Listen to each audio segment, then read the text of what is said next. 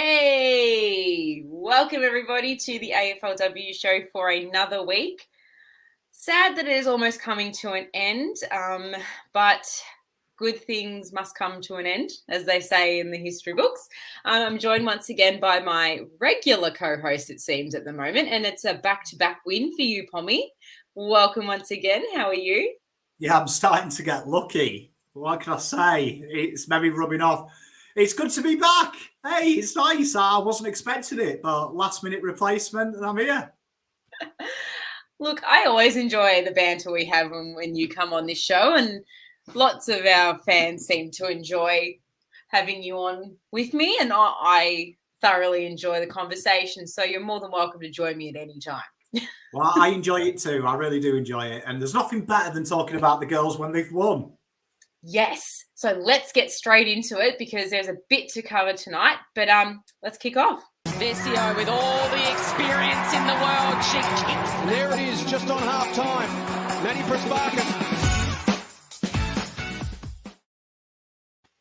Love it. Got the right intro this time as well. Yes, correct intro this time. Good thing is that we've got lots of positives to talk about this evening as opposed to previous weeks where we've had negative. And I think I mentioned to you during the week, we've only got tonight, next week, and then a post-season post-mortem, as you put it. So 3 shows to go. It's gone really quick this season, and we've ridden the highs, we've ridden the lows, and here we are. So let's kickstart it, and we'll talk about the review of the game that we've just had. Pretty dominant performance, I would say, and I think that the Giants brought the pressure early, which we expected because they've had some really close games in the last little bit, and to be fair, they've played quite a number of games in a small period of time, so we kind of knew what we were coming up against. What were your takings?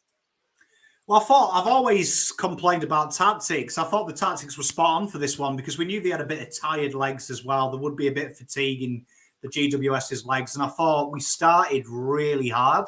We were running from the off really hard, not giving them any space, any time to settle.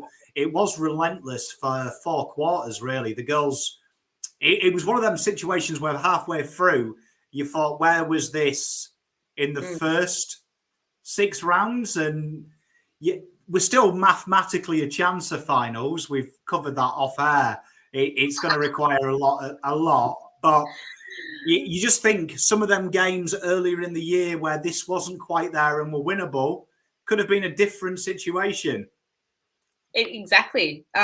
Especially that round 1 game because we had such hype for the girls against Collingwood and like structurally or on paper, you'd have us penciled in for that game, round 1. But yeah, no, there's a couple of games there where we kind of expected hard battles and we probably expected not to win. So your Freos, your Norths, your Adelaides. We've had a pretty tough draw when you look at it. But I think it's the way we went about the games that upset us the most, if I'm honest. It wasn't the fact that we lost, it's the way we lost and the way we went about it. But no, very, very good performance on the weekend. Had the pleasure of speaking to Maddie and Grace on Monday. They flew in very, very early Monday morning. Maddie is nursing a corky at the moment, but she should be right for the weekend. It's just, they were up and about. And that's what you love to see. When the girls are up and about, they've come off of 2 good wins now. Their form is fantastic. That's the kind of like upbeat attitude you want to see from the girls. They're smiling, they're laughing. That's what you want.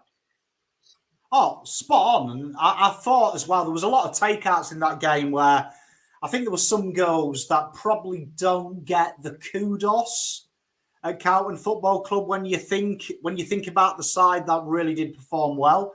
It's always about, isn't it, the Grace Egans, the Maddie Prasparkases, the G's, they get a lot of love, I think, from us as fans. But I thought like Paige Trudgeon's work was exceptional. I think she's actually kicked Charlotte Wilson out of the side now, and her and Lalofi down the back, allowing Kez to play a lot higher up the ground and almost stop inside 50s before they have a chance to. A lot of them intercept marks 70 out of goal, where most sides are building to that next kick inside 50.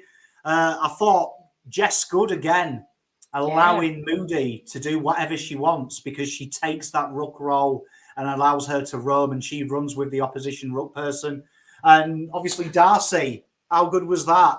In 2 minutes, was in the top 3 for fastest to be 50 potentially, took it out.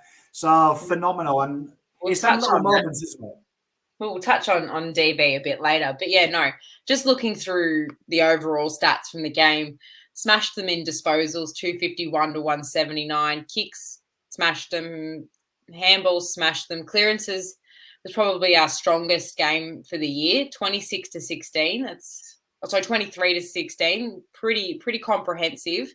34 inside 50s to 2. The telling one for me was marks inside 57, us, Giants 2. And contested possessions, 110 to Carlton to 79 in comparison. That's huge. That's a huge gap. Well, that was something as well that we were ranked bottom 2 for when we came against St Kilda. It was our contested work was horrific, and that's something. And as Bev Tone quite rightly says as well, Gab Pound, she started off really slow as well this year. She had a few brain fades, but the last 2 weeks, she has been sensational, particularly last week. Pretty much everything good from the back half went through her. She's kind of turning into Cade Simpson, isn't she? She's got the long sleeves, so I wouldn't... what a comparison. No, she's been one of those players that we can rely on. So you're right. In the Simo comparison, we've got that a couple of players, and her being one of the founding game changers. She's definitely one of those solid defenders that we know can run and carry as well. And she doesn't, stop into a contest. Like, she throws herself in full bore every time, puts her body on the line, cops a hit, gets back up, goes again. And I just think that, another solid performance from our girl, Gabby Pound. And I think it's no surprise that they've stopped kicking the ball long at defence and trying to work it out. And Gab Pound has really relished that role. There was a few moments where she'd kick to centre-half back and she'd take the handball back herself. And them little 1-2s and getting her involved, she looked really good. Another girl as well, your favourite, Dalpos. Yeah. The tackle pressure again from her, we really saw why we went out and acquired her. And her playing a little bit higher up the ground where we wanted to be, she was really impactful at times with her pressure and her willingness to get in and under the ball. So it was a good performance, really. It was. And her ability to play the wing is good, because we know she's got the tank, the running capacity. It's just putting her into a position that suits her game style. I think towards the end of her career at the Giants, she kind of fell into the background a little bit, and she wasn't dominating and having really solid performances like she was when she first got to the Giants. So for the fact that he's actually, someone's told him and he's flicked a switch in his brain, he's actually put her in a position where she can dominate and use her pace and her ability. She's really shone the last month, really. Even in our losses, she's been a solid performer. Yeah, and it's that experience as well. I think that side that was out there was a good mix of experience. And I think the big takeout for me was they played to their strengths. They really did keep the game controlled in their little bubble. They didn't try and play GWS's game. We warned at the start, GWS like that contested work. They like to keep it in close. But we were willing to get it away from that contest as well. We'd win the hard ball, and then it was away from trouble. And I thought up until the last quarter as well, we did warn everyone about the 40-year-old superstar, the Irish girl, but we didn't really see Cora until the end. very, very well held because we know what kind of player Cora can be. And that was one of the key things that I was worried about, what we spoke about last week, is her ability to win the footy at her age and still dominate the way that she does. So full credit to our back line. I think they rotated around who was on her, but very, very solid performance by our defenders. And I think Paige Trudgeon's a huge, huge part of that. Daisy Walker was also one of those players, and Keely Shearer. So names that we're hearing that are quite youthful, that are going to be the next generation of our football club. So it's good to see that they're persisting with the young girls because, yeah, they are definitely the future. But another girl that I thought played a really good game for the second week in a row was your girl, Elise O'Day. What did you think of her performance? Well, I mean, I think that's her role as well. She was kind of just like a wrecking ball at times. I think watching her at the start of the season, I thought she had way too much ball, to be honest. I thought that they were trying to get her to play a game that she's not good at. And I don't think Elise, as much as I love her, is a good user of the football. I think what her real talent is she gets in, she stops other players playing, she's a physical presence, she's intimidating. And her best work is when she's giving the ball to someone like G with a handball, giving it to a player who can play. So I think a bit like Dalpos, they've found her role and they've remembered what she's good at, and she's just doing it. And I love seeing her bowl people over. You could see GWS were starting to get a bit concerned. Every time the ball was on the ground, Elise was there hitting bodies. Yeah. And one key thing from that I thought was our run and carry on the outside. A lot of our possessions up the field were due to very, very ill-disciplined GWS players. Like every second kick was paid downfield because I think they were like plus 20 and in free kicks, and they're one of the most or the team that gives away the most free kicks for the stupidest reasons. So that comes back to their discipline. But we were very disciplined in our own way for not retaliating. Because I know some clubs, I think I watched one game during the year where I think it was a North Melbourne Richmond game at Punt Road, and it was meant to be a 50-metre penalty to Katie Brennan. Then it was reversed to North Melbourne, then reversed back to Richmond, and it's just not necessary. So I think that's something that GWS need to go away and sort themselves out. But hey, worked in our favour. Well, you can see Pepper Randall was used quite a lot to try and get under the skin of Maddie, and we know Maddie's got previous. She does get wound up at times. I thought there was a great scene in the third where Pepper Randall, for no reason, bowled into the back of Maddie after the goal, and Maddie just smiled at her and walked off. And that's what Maddie needs to do. That's something Cripps needs to learn to do. You don't have to get involved and engage them. Beat them on the scoreboard, and that'll hurt them more. And Pepper Randall looked kind of stupid by the end of that game because she was trying to antagonise our girls, ended up with 3 touches to show for it, and about 4 free kicks against. So that's how you beat them people. Yeah, and that just shows the growth in Maddie, because we saw what she did to Bree Davey in round 1 last year. Look, to be honest, that's probably my favourite bit of play, where Bree tried to be a bit intimidating and Maddie just gives her a bit of what for all. But it just shows the growth and maturity of our girls not to retaliate. And that's something that I'm very proud of to witness, which is really good. I think Courtney Jones had another good game. Wasn't as impactful on the scoreboard as we've seen her in previous weeks, but she was definitely around and had a few score involvements, which is also fantastic.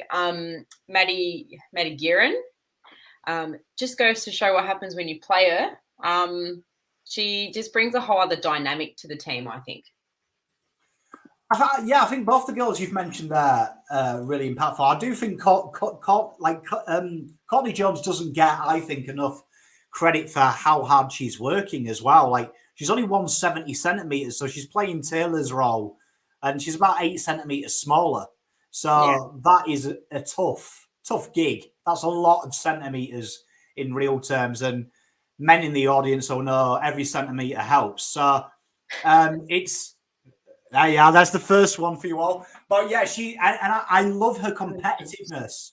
I love what Courtney brings. Like when she loses a contest, she doesn't fall out of the contest. She stays in it. She'll lay the tackle, lay the bump, and I think there's something to work around with Courtney. And they look really good as well when Moody goes up there with her as well. When we've got two, she seems to work. And it says to me in the off season, Carlton need a 175 plus key forward to play with Courtney Jones, and that forward line will be Smick and Gearing. I love Gearing. I think that's where Carlton went a bit too smart at the start of the season and tried to be a bit clever. I think you need Maddie Gearings, you need your Elise O'Days, you need your thug type players. I think Carlton fan 101 that is with the men's team. They want 22 good ball users. In reality, you need 6 good ball users and 18 just ox-like workhorses. And I think the model of the team is really good. I do love Gearing. I think she's a phenomenal acquisition for Carlton, and I can't believe she hasn't played every game. No, well, every team needs a few pests as well, so... Right, you need your Jed Lambs, don't you? I was going to say you need your Jed Lambs. He was serial pest for James Sicily, and they were good old times. It's like Chris Beach says, the Melt tried to get under Vessi's skin as well. That's the thing. We need Melts. Both men and women lead that guy that the opposition complain about, but we love. Your Toby Green types. Like you ask a GWS fan, they love Toby Green. We all hate him. We need them players in the team, and that's, I think, what Gearing. She's a real thorn in the side. You can tell she's the kind of girl that nips someone when the umpire's not looking. We need that in the team, a little bit of hard edge. Yeah, that's right. And I'm keen to see the growth in this group moving forward, because we've seen the real good stuff and we've seen the real bad stuff. Let's just try and keep the good stuff consistent moving into next year. So it's going to be a tougher competition with the introduction of the 4 new teams. So it'll just be vitally important to see the growth over the winter, we'll call it, because it is going to be the winter period for the AFLW season. And I know our VFL girls got comprehensively beaten by Essendon on the weekend. I watched a little bit of that one. Blue Abroad or Jumper Puncher Zone, Paul Sebastiani commentating on that one. He's a very good commentator, is young Paul. So, but yeah, no, they were comprehensively beaten. I think there was a bit of analysis on our 4 girls, and Brazale was the standout. So we'll see what if any changes happen this week. I wouldn't change a winning formula if we can help it. But we'll get into the Gold Coast game in a minute. I just wanted to bring to the attention of everyone that if you aren't aware, make yourself aware. But DV, our main goal scorer, has kicked 50. They had another standout performance. They've struggled a little bit this year around getting the ball and picking up the ball, and the pressure being put on them has been quite good from the other teams. But it was good to see they finally have picked up this year, and their performances have gotten better. And what a great way to bring up 50 goals, to be the first AFLW player to bring up 50 goals, beating out everybody else, the great Darcy Vescio. Well, I mean, we had Gil say that the sexy scoreboard, but Darcy scored 2 sexy goals, didn't they? That they were proper Darcy goals as well. Like if you had to write a script, they were Darcy 101 goals as well. That's how they've made a career. That's why they are so good. I loved her comment as well in the week as well about wanting to play for longer and the milestones. And that's something that we've heard a lot about, because you get a lot of people say, 25 games, that's Mickey Mouse. That's not a real milestone. I think Darcy's nailed it there. And you've got to ask yourself questions just going on about that scoreboard. I did a bit of research on it, right? Did a little bit of research, a bit of recon, did Uncle Pom, because I've never heard a scoreboard being sexy. You are looking at a conservative estimate. If it is, Gil has said that it is the largest scoreboard in the Southern Hemisphere. So to take the second biggest that we know about, that's going to cost him about 300 to 500k. That has cost, that scoreboard. So, when we talk about is the money for the girls' game? Well, why the fuck are we spending $500,000 on like that scoreboard? Honestly, as my tweet said, better be like Viagra. It better be that good. Well, if it's not tomorrow night, I'll let you know. Are you going tomorrow night? I will be doing the watch along. I have responsibilities for my lovely fan base, but that scoreboard, honestly, I better hear nothing from anyone at the game about the football. It better all be about the scoreboard. People saying, Pom, you've got to get down and see this scoreboard, mate. I'll be sure to message you. It better be good. It better be good. Well, if it's that good, why don't you play AFLW games at Marvel Stadium after the cricket season's finished, so we can see the sexy scoreboard and watch the AFLW at the same time? 2 birds, 1 stone. Oh, I'm excited about seeing this scoreboard. I really am. Like, I can't get excited enough about this scoreboard because it's been sold. It's been sold to me. I'm sold. Look, if it's not there tomorrow night, it'll definitely be up by round 1. But anyway, back to DV. I was there for their first AFLW goal, and what a game that was. And Carlton put out a highlights package of all 50 goals during the week. And some of those goals are just incredible. And it's just amazing to think in that short space of time, given that the AFLW system doesn't generate high scores, although Brisbane on the weekend, to silence everyone, that was a fantastic scoreline. But to score 50 goals in any sport is an achievement in itself. I mean, in my career, I've played 100-odd games and I've only kicked 70 goals. So, and that's a longer period of time than the AFLW. When you look at the grand scheme of things, my career has been 10 plus years in community footy. Hers has been 4 or 5 years in the AFLW, and she's kicked 50 goals. They've kicked 50 goals. How incredible is that? It's a remarkable achievement. And to be the first as well cements your legacy, doesn't it? Everyone remembers the first person to cross the line. So here on after, that may get beaten, but that will be in the record books till time is done. But wonderful servant of the game as well. I think that's the main thing. I think it's been unconfirmed. Well, it's been partly confirmed. I might have made a dick of myself because I had a bet with a mate at work about the Carlton membership, and I called them, and it has been partly confirmed to me by someone at the club. I did speak to the great Darcy Vescio in membership and made a complete tit of myself because I didn't say that I knew. But I have wrote a letter to the club to say that it was the best customer service, because I am 99.9% sure it was. When we started having a bit of back and forth banter, I was like, you're the Darcy Vescio, but I bottled it and didn't say it. But wonderful, wonderful person. And everyone I speak to who goes to AFLW training and the games, Darcy's really accommodating. I know that Darcy sorted a bobblehead out for one of the fans as well at the open training session, which my mate hasn't shut up about. That his little boy's got it, and it's all he talks about. So they really do encompass what sport's about. And I think it's something that, them memories. And in 20 years' time, when the girls' game is earning millions and they're full-time, Darcy will be someone they'll probably bring out on a car that goes around the track. Do you know what I mean? Like we do with our men legends, like your Locketts and things. They'll be remembered forever. So great person, great human being, and inspirational, I think.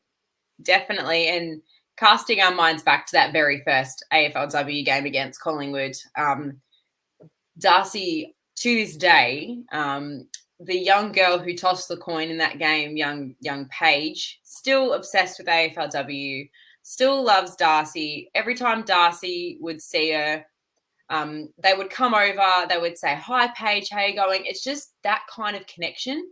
And that's what I love so much about Darcy. Has time for anybody. whether you're at the game or just through social media, they always respond in some capacity to any comment made, positive or negative. They're just a genuine human being. And I just love that they are going to be immortalized as the first AFLW player to kick 50 goals. And they made a fantastic comment going, hopefully this opens doors for someone to kick 100 goals a year. That's what you want to see. And that's what you want. You want players encouraging players. I think Darcy's the kind of person as well that will hope this is beaten as well. I don't think this is something. Want this smashed. I'd imagine Darcy will be the first to congratulate the girl that does it quicker. Do you know what I mean? Yeah. I'd imagine that she's the type of person that will, when it's 49 goals, 15 games, they'll be at that ground to give them a hug when they finally do it. So I mean, that's it. And what a wonderful servant. I do think DV50 though, if Darcy is watching, it's a great clothing line name. There's a market in there for you. Look, DV50. Look, if that's going to be the clothing line, I'll put my hand up for royalties. Like, Darcy, if you're watching, here's a new hashtag on a T-shirt for you. Yeah, and as we know from this show, we found out that POM fits into women's clothing, so you don't even have to do unisex ones. I'll fit into them. So get it done. Get it done. Let's move on to the second last game, seemingly, for our season. And it's against the Gold Coast Suns at home. So if you are around on Sunday, 5:10, get down to Icon Park. It's the last home game the girls have for the year, because our final game will be at Casey Fields, miles away. So get down to Icon Park. It's the last game of the home game for the year for the girls. They could definitely use a lot of voice. I hear a lot of voice because they're on a roll. Let's make it 3 in a row. Gold Coast, I watched that game because I've become an absolute AFLW nuffy and just like to watch all the games across the weekend, same as the boys. So I thought that it was a very, very tough fought match because both clubs have played, like most clubs at the moment, have played a lot of games in a short space of time. And from what I saw, St Kilda were actually, they played a lot better than they played against us, seemingly. Not sure where that came from them, but I think Gold Coast were very, very unlucky in the end because this is probably the second week in a row where they've come back from however far down and just get pipped at the post. I mean, I think Sarah Perkins had a shot with about a minute to go. Usually a really good kick of the football. Unfortunately missed. So I feel that it's going to be a very, very even contest Sunday evening. Well, I mean, Gold Coast are no mugs, and I mean, I have to say it was nice for Dal Santo to get the win, though. He's had a tough couple of weeks, and even I was beginning to feel sorry for him. But it was Gold Coast aren't stupid. They're not like the men's. They are a very well run outfit, a very strong team as well. They do suffer though from Jekyll and Hyde syndrome. Like sometimes they could be absolutely phenomenal. Sometimes they can be the worst side you ever see. So it's going to be an interesting one. Sarah Perkins, though, I think she'll be fired up after the week she's had because there was a few dickheads that decided to comment on her weight and stuff. I did actually hear unconfirmed that one of them was actually a female as well. It was an Adelaide fan, which I find baffling, to be honest, in 2022.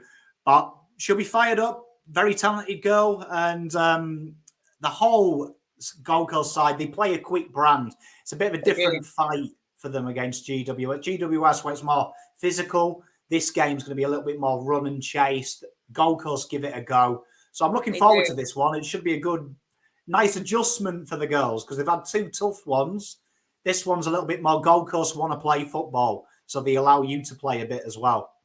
No, and I agree. And one of my favourite Gold Coast players, and she's been in and out of it a little bit, and that's Kalinda Howarth, one of their defenders. I've watched her for a little while now, and I think the way she moves and the way she uses and attacks the football is beautiful to watch. So she's definitely going to be one of those ones that I'm looking out for. She is definitely, along with a few other of the Gold Coast players, Drennan comes to mind, and a couple of others. They've come a long way, Gold Coast Suns. They were a team that got beaten quite heavily over the last couple of seasons since they've come in. But it's good to see them learning the game a little bit more, gelling together, and really, really staking their claim. They've won a couple of games now, which is really good. They are a team as well that when you look at the stat sheet, they spread their disposals all around the side as well. They don't have like a 30 disposal getter, 25 like some of the other sides. It's a real team effort. Everyone gets involved as well. They move up in attack together. They defend together. It's a real together outfit. So got to have your work cut out, because one thing about Gold Coast, they don't go away. Like you say, they've had 2 comeback victories. They're tough to put away. They don't stop trying. So it's not going to be like GWS, where I thought they fell off the cliff a bit in the second. I thought they kind of got shell-shocked. The week before, St Kilda were definitely shell-shocked. Yeah. Gold Coast, they're built a bit tougher, so they're not going to be surprised by Carlton. So big game. And then obviously the week after is the real test, isn't it? Because what both these sides do well, Melbourne have mastered it. Oh, Melbourne is sensational. I think Gold Coast will be without Tory Groves-Little. They got concussed pretty heavily on the weekend by McCarthy. McCarthy got up high. If you just see the mark, it's the attempted marker. She went for a specky and she got Tory in the back of the neck, and Tory came off, and they were subbed out of the game pretty much with concussion. So I was really looking forward to seeing Tory, because I've watched the last couple of games of the Gold Coast, and they've got a lot of pace on them, and they're very agile with the football. And even just in the brief time that they were on, unfortunately for Gold Coast, it's going to be a heavy loss, because they're one of their prolific forward line players. So it's going to be an interesting matchup. How it's going to go. I mean, Vivian Sart, who's come up from Melbourne to play for the Gold Coast from North Melbourne, is a very solid defender. Marks everything that comes her way. The key matchup for me, though, will be Maddie Prasparkas versus Charlie Rowbottom. I'm really looking forward to this, because Charlie Rowbottom was the number 1 pick, and she's a unit. She is an absolute unit. So I'm really looking forward to seeing who matches up on her. And if it is Maddie, we're going to be in for an absolute midfield treat. Charlie Rowbottom is a bit like her namesake in the men's game, James Rowbottom. She's a complete arsehole. She doesn't leave her opposite girl. Like I'm pretty sure when Maddie at the end of the game goes and gets changed, Charlie will be stood next to her, watching every move she makes. So she's a real tough competitor. It's tough to believe she's only played a handful of AFL games, isn't it, as well? Because she didn't get much of a pre-season either. Yeah, she's just walked in and taken to it like a duck to water. So it's going to be tough. I am looking forward to the matchup between Paige and Perkins as well. I think that's going to be a really exciting one. She's had a tough week, and how often in the men's game, we saw it last year, Betts had a bit of racial abuse. He came out and kicked 2. It's one of them things in the AFL world. You wind up a player, you say something, invariably the next week, they're a little bit keen to put up a fight. So I'd watch out for Perkins this week, because I think she'll want to let her feet do the talking. And just on Sarah Perkins, people take the piss out of her weight. I'll tell you what, watch her play. I wish some of the men in our league who've got abs could run round the ground like she does. She runs all day. So, I'll tell you what, like some of the men that we've got, they show me their 6-packs on Instagram. I wish they had her engine, though. Oh, for sure. And I've seen Sarah Perkins play since juniors. And we came up against each other trying to win a spot in the Victorian side, and just purely her skill and her engine and the way she goes about her football. There was no surprises when she got picked up in the AFLW. So I'm fully expecting her to have an absolute cracker of a game, because as much as I want the Blues to win, she's definitely going to be one of those key pillars that'll probably stop us. And not afraid to say that she's going to absolute dominate, because she probably will. Yeah, I mean, she's a tough competitor, isn't she? She's a tough competitor, and she always reminds me of Jeremy McGovern. She's deceptive. Like, I remember seeing Jeremy McGovern once against Hawthorn a few years ago when Hawthorn were really good. And I remember my father-in-law saying he's like one of the best centre half-backs in the competition. And I remember looking at him thinking, I think I played football against people like him down the park. He can't be that good. And I'll tell you what, it's deceptively quick is old Jeremy McGovern. He's deceptively fast when you watch him play, and he's running around and you're thinking, this doesn't make sense. No. Sarah Perkins fits that mold, might not look like the supreme athlete, but she plays like it. Oh, her contested marking prowess is second to none. Like, I watched the game against St Kilda, and that contested mark to actually have a shot to win the game for Gold Coast was an absolute ripper. She had like 3 or 4 St Kilda players hanging off her, stuck her hands in the air, bang, mark. So they're going to pop it on her head, and she's going to mark it every single time. So that's one of those things that we're going to have to really watch. And I'm interested to get your thoughts on this question that Lewis has popped in the chat. Do you think that Harford is the right man for the job in the future? Because the last 2 weeks, I feel the girls have showed growth and maturity more than half sending the message. Okay, well, my prediction was if he wins 3 out of 4, he'll keep his job. So if he wins this week, I reckon he'll probably stay. Personally, though, I think this is more player-led than half-led. But it's a tough one to say. I always think if you go back to that email Luke Sayers sent us, where he said they could have used COVID as an excuse, but the way they've handled it has been pretty good. I thought that was corporate code for you firing him, because I was like, if the one positive you've got about half is he hasn't complained about COVID, that's a big question mark for me. So I personally think no. I think we need a change of scenery. I think you look at Leeds United, they sacked Bielsa this weekend. I think sometimes a great coach can run his course and fresh ideas are needed. I think in this case, the girls would probably relish a fresh pair of eyes and a fresh energy in that team. I agree. And as much as half has gotten us to this point, we look back on the games this year where we were not as skillful or as structurally sound as we'd like ourselves to be. And you can't, fundamental skill errors you can blame on the girls, but when it comes down to structure and the way the girls are moving the ball and the way the girls are communicating with each other, that comes from the top. And I think that the last 2 weeks have been better in the way that they have gone about their football, but it doesn't excuse the 3, 4, 5 weeks prior to that.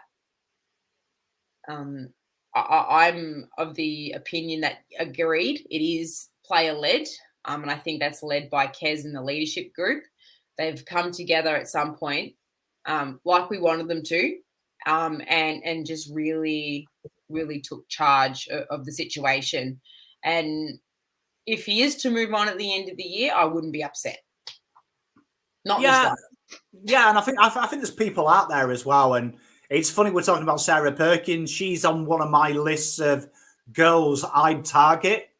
I'd like to see Carlton in this offseason scrap the pick and look at acquiring talent. I think Perkins would fit the bill as a stay-at-home forward, so Courtney Jones could work off. So I think it's just time for a senior. I wouldn't mind old Kid Simpson getting it. Wouldn't mind Is he ready? I'd love him, but is he ready for senior coach? I'm not sure. Maybe another year as an assistant. But I want to attract someone who knows football, is willing to push the girls, because the fitness of our girls has been questionable at times this year. And you see the likes of North Melbourne, and you see the likes of your Melbournes, which we're coming up against, and you have your Adelaides and your Brisbanes, even Gold Coasts. the way they carry the ball and they just like they glide across the grass. I want a coach who's going to push the girls to want to be fitter. I'd love to spend big money. If I was Luke Sayers, I would be poaching Geelong's idea, and I would be poaching Daisy Pearce. I'd be bringing her over and saying, look, you can be the assistant in the men's side. We'd like you to work with the development side, and we'd like you to take over the AFLW side. Here's a clear pathway for you to come into men's senior coaching, starting where you know, moving through the ranks. So I'd love Daisy Pearce. Do not hate that in the slightest. Bring her over, because I love Daisy Pearce as well. So I'd love it. I mean, so Luke, if you want to steal my idea, do it. Welcome, Terry. Nice to see you. I agree. I actually really, this sums up everything that I think needs to happen. And it should have happened 12 months ago when the whole club did a review. This should have happened. But yeah, no, definitely agree with that. And if they use expansion as an excuse, my goodness, don't keep talking, because they've known about this expansion for what, 6-7 months now. So that's definitely not an excuse anymore. I think the big problem, and we can probably do a part review now, go on the AFLW website and just look at the people. Just be looking at the people who are employed by our football club in the women's department. It's like an old boys club. It's like a load of people that were okay at football, but probably don't have the celebrity name to go into the men's department. So we've given them a pathway to stay in the industry. And then you look at the top sides, and they've got specialized female coaches, some of which have been coaching in women's development sport for 6 years. And it is a different game. It's really hard to explain, but using an analogy, I understand golf from golf coaching. Coaching a female to a man, totally different. But 10 years ago, everyone thought women were the same. They just had breasts.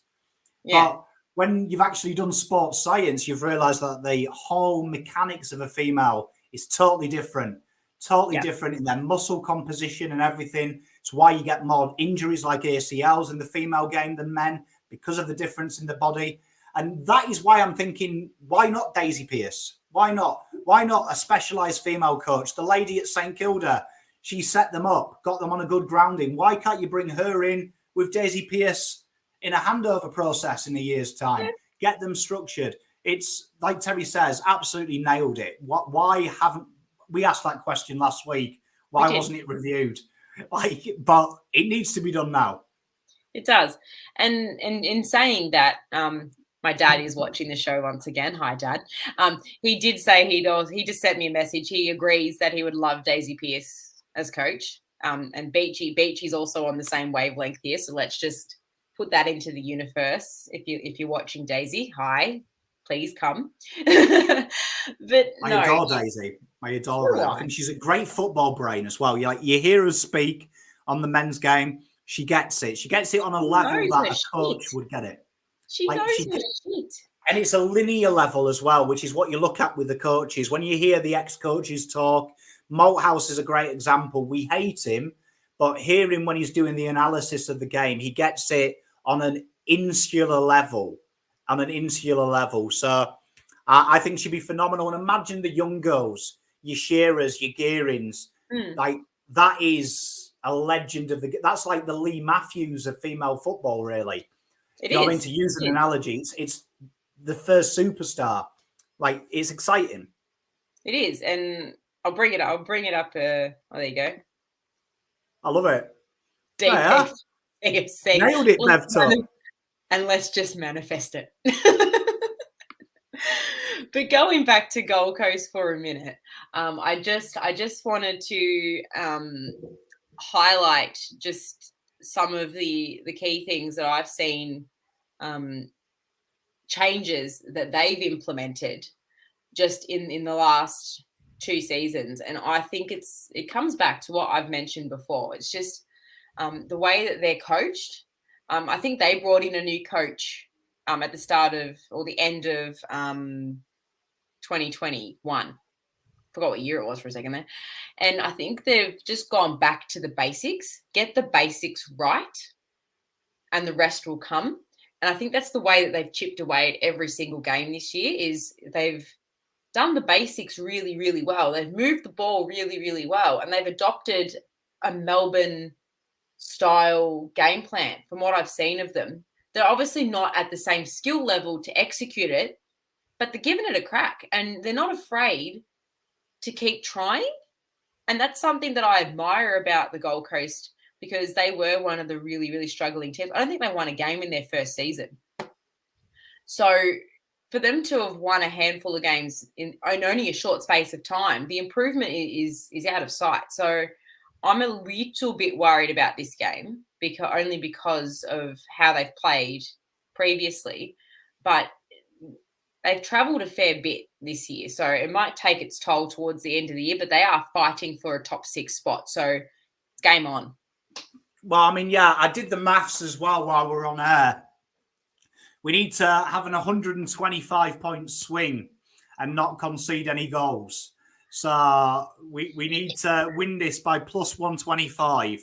We're in a lot of crap then. Because if then finals is there. Don't worry, ladies and gentlemen. Finals is there. So 125. That's it. And I agree with Lewis. We need to set standards. It starts with the review. And that's something that we'll cover in our season review in a couple of weeks because as much as I'd love a 125-point swing, Pom, it's probably a little bit out of our reach at this point, considering how many goals we've kicked in a couple of games this year. So I reckon Daisy would do it, though. She was coach. We're in this one by 133. Let's see. So I'm still hoping to get her on before the end of this year. But Michelle has sent me her tips. Hello, Nick and Michelle. Good to get your tips once again, Mishi. So this week she has gone for St Kilda, Richmond, Freo, Bulldogs, Brisbane, Adelaide, and she's picked Carlton again. So, that's 2 weeks in a row that she's picked us. Let's hope that it manifests a win because... She'd be close to 100% last week from memory, wasn't she? Didn't she nail it last week? I'm pretty sure she did. Let's see if I can go back quickly and see what... Should start putting $50 on this. Might be a retirement fund. Could be. Just trying to see. Let's see if she was 100%. Let's have a look. Last week... She went. Let's have a look. Let's go to last week. I've got it in front of me. Where I haven't. I've just switched. Now I have. Okay, so she went Freo, Richmond. Freo, Richmond, Melbourne, St Kilda, Collingwood, Brisbane, Carlton. Did she get it 100% right? She was right. It was the first two because Adelaide and Geelong surprised everyone. Okay. I remembered. I did remember though the last 4 that you said, and I was like, I'm sure she's got all them right. Yeah, well, I think she's gone pretty similar this week compared to last week with maybe only 1 or 2 differences. I think she's gone Brisbane over Collingwood. Is that who they're playing this week? Yeah. Oh, so Brisbane are playing, yeah. And that's going to be a huge game for Collingwood because if they win, they'll probably cement that 6th spot. But losing Britt Benici with an ACL, it's probably going to be a bit big loss. But Collingwood are playing Adelaide, actually. And Brisbane Adelaide, Collingwood, Dogs, Brisbane, isn't it? Yeah, because it's literally set up for Carlton to make finals. We just need to kick 120 points. Oh, let's hope you're right and we can manifest that. Well, we could do 60 this week and 60 next. Well, if we do it that way and just make sure that neither team score, I can't see Taylor Harris not kicking a goal next week, but that is another story for another week. It is. We'll wrap it up there for this evening. End it on a high. I want to thank you once again for joining me, Pom. It's always a pleasure when we're on here together. The banter game is strong. Thank you, everybody, in the comments. Some really good questions, some really good discussion between everybody. We love having everybody join us. It's really good to see people embracing the AFLW show, and I've I want to thank Terry once again for letting us have this platform. But we'll be back here same time next week to preview our last game for the year. And hurts, it really hurts. But thank you once again, Pommy. Get to the Carlton Melbourne game tomorrow night, Baggers, to watch the boys. Go the Baggers, and we'll see you next week. Go Baggers.